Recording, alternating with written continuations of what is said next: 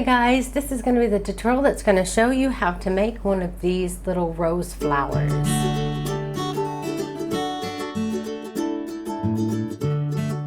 And to do this project I used acrylic yarn.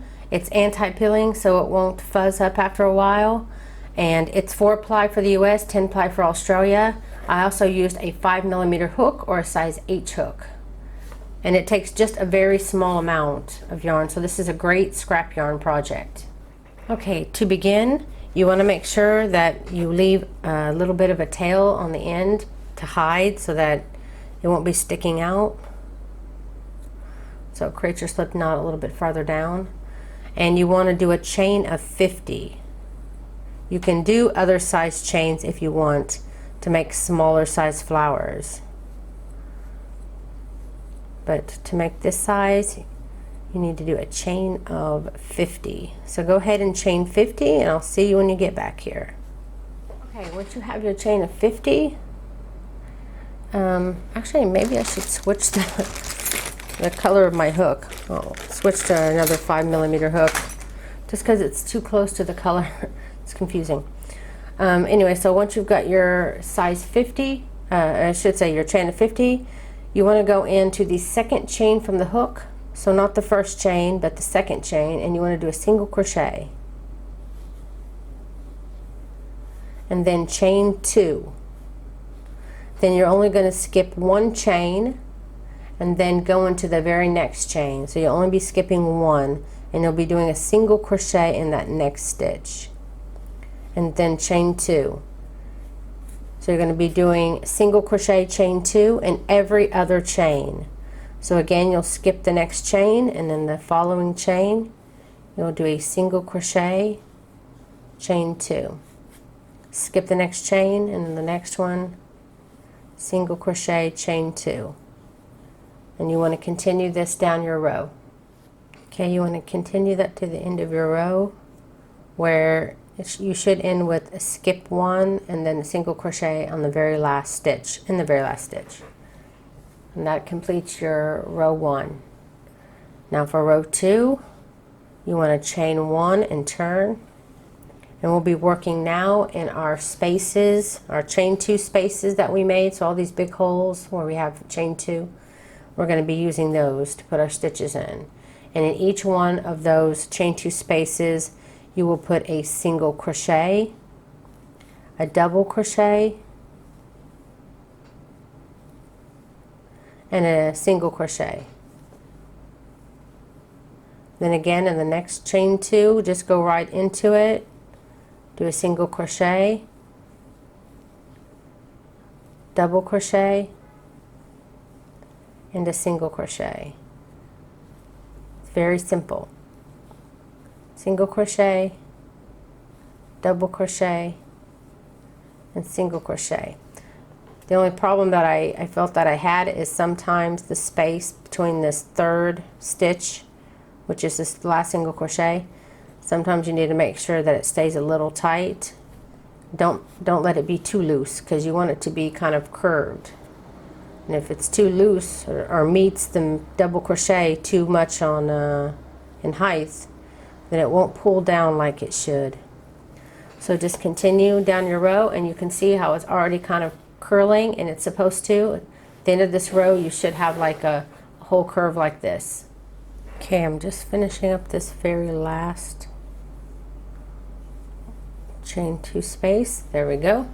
And when you get done with your very last one, you chain 1 and leave yourself a long tail, especially if you plan on sewing this on something. Leave a long tail because you have to use this for sewing the flower together at the bottom and to sew it on. So you want to leave a considerable amount if you plan on sewing this onto something. Pull it all the way through. Let me back out just slightly. You can see the shape now is pretty much a circle now. It wants to be rolled up. This is exactly what we're going to do, but before we do that, I like to take this beginning tail that I have where we started our first slip knot, and then I'll go down, I'll go down the chain just slightly. This middle part will be in the center of the flower and won't be seen, so it's not like it has to be perfect. Hiding this tail, you just want it to be brought into the flower a little bit so it's not. So you pull it through, straighten, and then I'm going to cut that down as close as I can. Okay, now you have a front side and a back side. We're going to be rolling this up where the front side shows on the outside of the flower. So but before I do that, I also like to go ahead. You don't have to do this, but I usually do like to do this because I use both my hands for rolling, and then I can't thread my needle because I have flour in my hand. So I go ahead and I pre-do this so that it's ready when I'm ready to start sewing. So thread your needle, and then you're going to start on this end here where we hit our tail, front side facing, and you can use your finger or you can use your pinky if you're using a smaller hook size and smaller yarn, but this is pretty big, pretty thick, so I'm going to use my finger.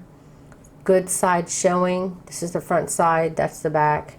So I'm front side showing out, and then I'm going to just wrap it around my finger. And then you can see this is the bottom row. Let me get a little closer when I do this. You can see this is the bottom row, and as I bring it around, I'm bringing it around equal to that bottom row as best as I can.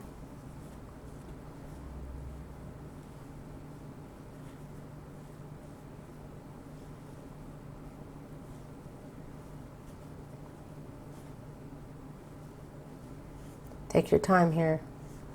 I want to make sure that you try to show all of your bottom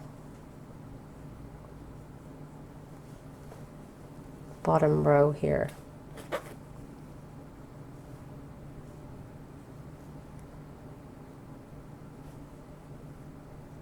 There, I've got all my bottom rows here. This is the end part here, so I'm going to go through that bottom first. Then I'm going to continue and try to grab down all my stitches. And then you can pull it up now, or you can just keep going through the rest of your stitches here, which I've grown confident enough to just go through all of it and pull it through.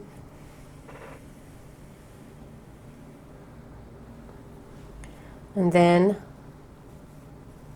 I go a few stitches over to the side, and I do it again. Go through all those stitches, all those bottom stitches only. And then I'm going to go through here a little bit, over to the left a little bit, because this side over here to the left has not been grabbed. I'm trying to slowly at least get a place around each of them where they're secure. This part here still is not secure, so I want to do another one this way, going through all those bottom stitches until I get to here. Whoops, hitting my screen over here. And then this side is a little loose, on this side has not gone through, so I'm going to go through here to this side as well. And I think now they're pretty much all secured. Yep, I got them all, so there's no real loose on the first row anyway. So once you've gotten that, you can flip it over and you can see your little flower, and it's all connected back here, and it's flat, so you can easily set it on something and create whatever you want out of it, on a hat or on another project me and my daughter are thinking about doing, that I hope that these will be perfect for us. So I'll be showing hopefully in the future a blog where me and my daughter have done something with these flowers. But until then, I really hope that you enjoyed this tutorial. Also, see, I have a lot more left over. See, I used quite a bit on sewing, so that's why when you want to sew it on something, then it's good to have a lot of extra on the end. So that's it, guys. I really hope you enjoyed this tutorial. If you did, please don't forget to click like and share and comment down below. It helps me out so much. If you want to be notified whenever I release a new tutorial, you can click that little bell button next to the subscribe button on my main YouTube page and always be notified whenever I release a new tutorial. Also, if you wanted to know what kind of hook this is a wooden furls hook. You can find that link down below if you want to get one yourself. Also, I have two groups on Facebook. One is called Crochet for the Masses, which is more of a private group where we like to share our photos and do quizzes and everything else. It's more of the fun group. And then I have a Crochet Zone Public, which is more public group where we share, me and other designers will go there and share links to our patterns that we're releasing, links to old patterns, patterns for sale. You know, it has all that stuff, but it's mainly a link a place for the designers to share links to their stuff. So if you always want to be up to date on what's being shared out there from the designers, then I recommend you go check that out.